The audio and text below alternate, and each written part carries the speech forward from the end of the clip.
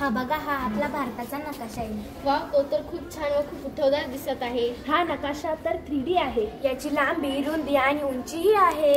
एवढंच नाही तर आतमध्ये खूप नकाशे आहेत.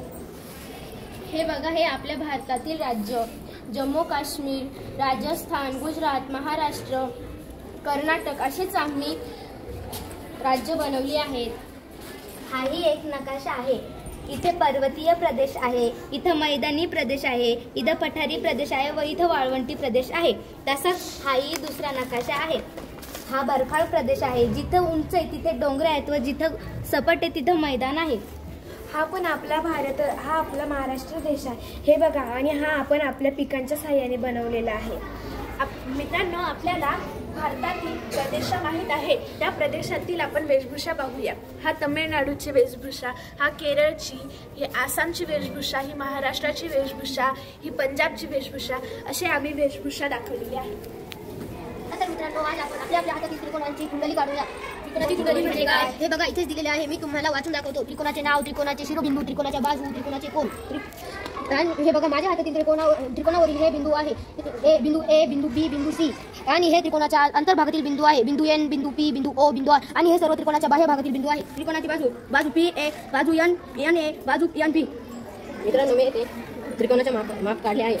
X x x.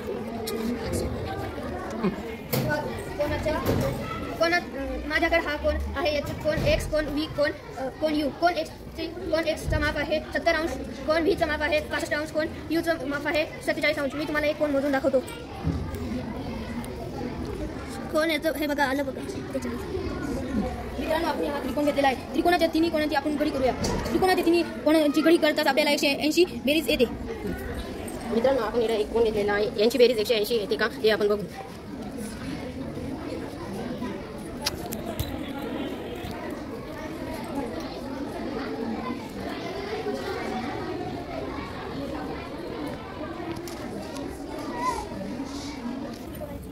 Slash, lawn, singular and plural. Foot.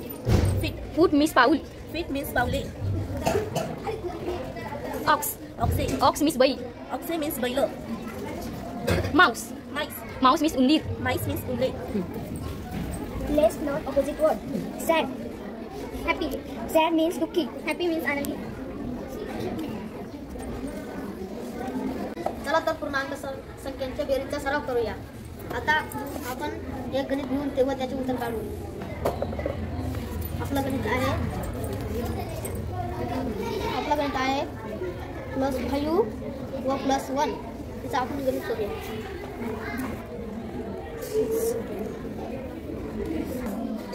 चला तर आपण आपल्या गणित काढूया. एक मिनिट